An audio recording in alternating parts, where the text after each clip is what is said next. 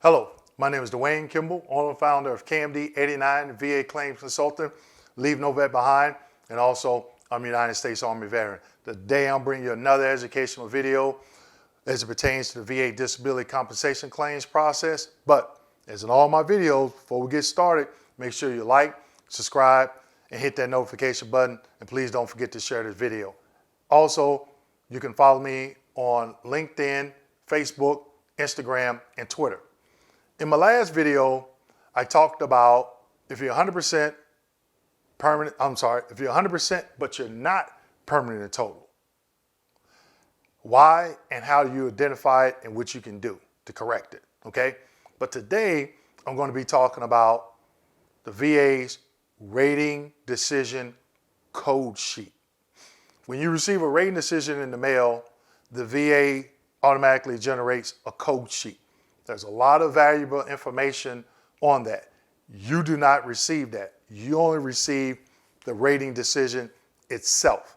So today I'm going to share with you what does a rating decision look like and what is some information you can find on it and how do you get it. Now, it takes a while to get it. It takes some veterans a couple of months, 4 months. It took me 11 months to get all of my rating code sheets, okay? But where else and what else can you get that has some similar information that you can have while you're waiting on that rating code sheet? I'm going to share that at the end of this video, okay? So I got a couple of slides that I want to share with you, so let's go ahead and get into it. Slide number 1. Here in slide number 1, you can see I just went through and I made this rating code sheet myself. It's a John Doe, okay?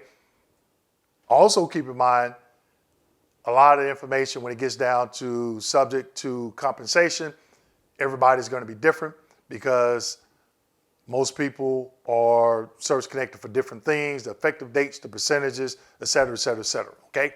So last couple of videos I talked about future exams. This is another location where you can find out if you have a future exam, okay? But the rating decision code sheet is going to have a date, it's going to have your name, VA file number, Social Security number, that's the same as your VA file number. POA, if you have it, they'll send a copy to them as well. It'll have your active duty, enlistment dates, release of active duty, branch of service, and your type of character of discharge. Now, under legacy codes.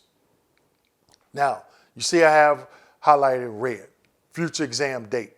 If you are scheduled for a future exam, okay, if you're scheduled for a future exam, it'll state, let's just say under future exam date, it'll have the month and year, okay? So if you had one for December 2021, it will say 12/21. Now, a lot of times, the VA will not schedule those future exams. Even though it's due, it may not be scheduled in the same month. I've seen them 10 years later get scheduled. And the only reason why they got scheduled in is because the vet came in and, did something else. All right, maybe not for that particular condition they had scheduled, but when someone sees it, then they go ahead and they schedule at that time. Now, associated claims. This one I just did for a high-level review. If it was for supplemental or new claim, it would have that.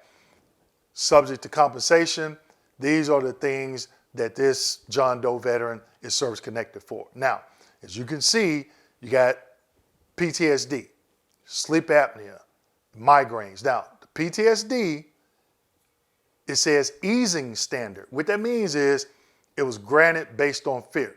The veteran claimed PTSD due to fear of hostile military terrorist activities, and they got scheduled for it. Got service connected for it. The veteran first was service connected at 50%, and it shows the effective date, okay? And then the veteran came in maybe for an increase and got service connected at 70% and gives that effective date. Now, let's look at sleep apnea and migraines. When you see associated with PTSD, that means it's secondary. Sleep apnea and migraines is secondary to the service-connected PTSD. And yes, sleep apnea can be service-connected secondary to PTSD.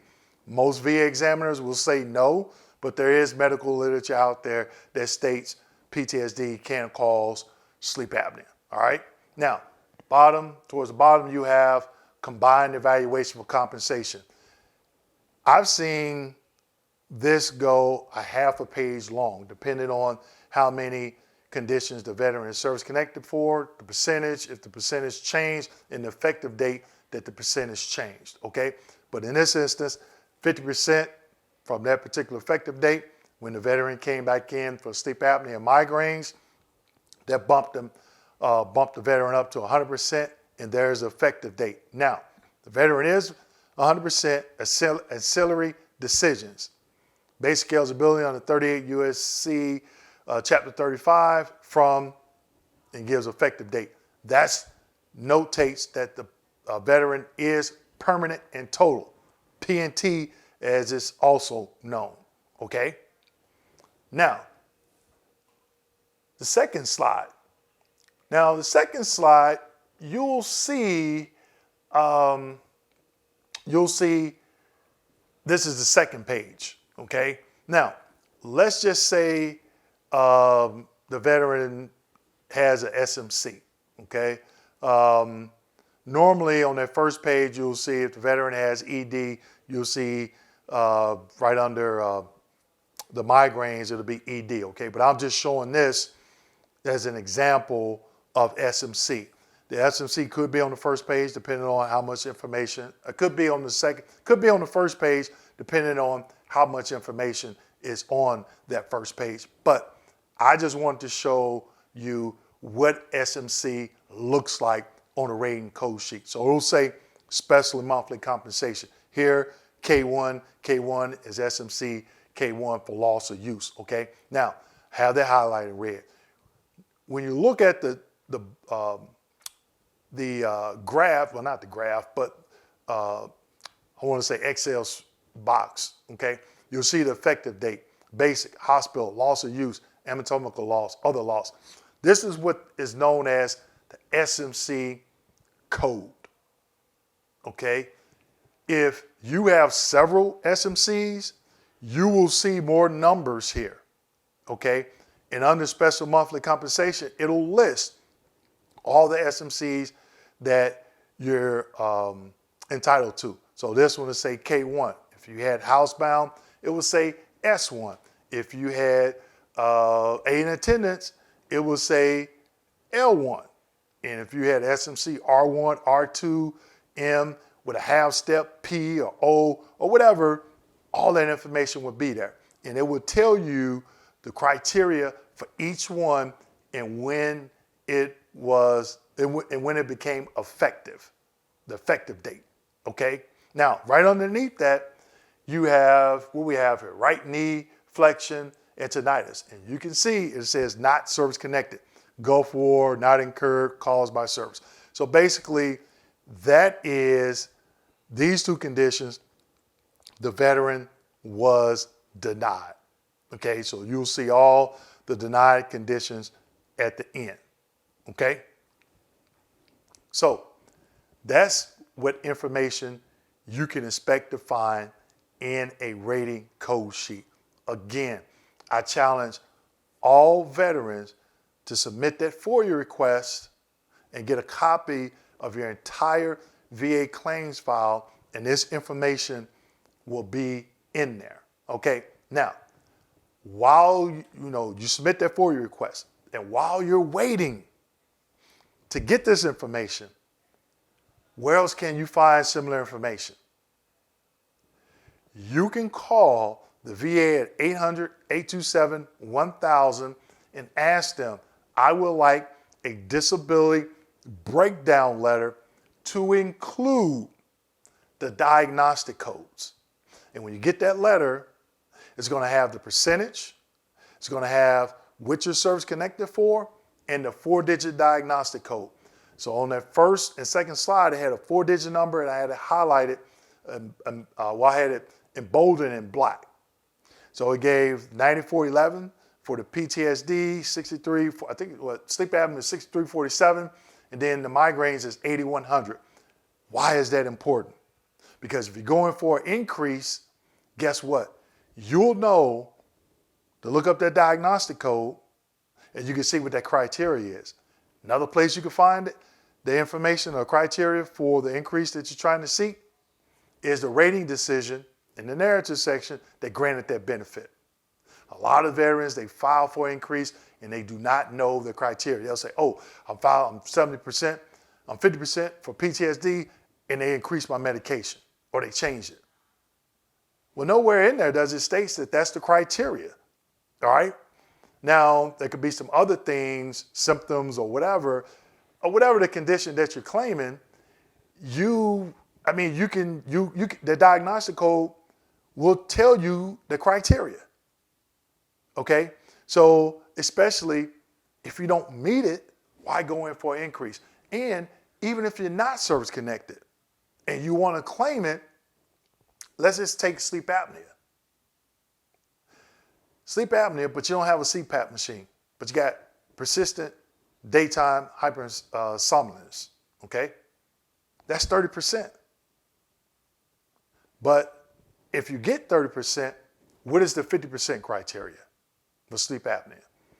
So start thinking about not only what you're service connected for and what that diagnostic code criteria is for the increase. Also think about what you're claiming. What is that diagnostic code criteria? Because in some other videos, when I talk about 100% permanent total, this is what I was talking about, the fastest path of least resistance, the path of least resistance to that. Because you understand, okay, this is everything that I'm claiming. Under 5 ways of service connection, this is how I'm claiming it. And here's the criteria I feel I fall under for each condition. And does that add up to 100% permanent total? But that's another video. I'll link it to the end of this video. When I'm talking about what is the rating code sheet, what information you can find in it, why it's important, and what other documentation that you can receive from the VA that has similar information, okay? Now, the disability breakdown letter to include the diagnostic codes, okay? That letter. If you look in the description section of this video, I explain how I received mine. I give you the number and I list verbatim what I told them. And even if the person don't want to email it to you, what to do in that case, it's in the description section. So click the show more button and you'll see it there as well. So I hope this video was helpful. Thank you for the support. Don't forget to join me in my bi-weekly VA live Q&A sessions. If not, I'll see you in my next educational video. Thank you.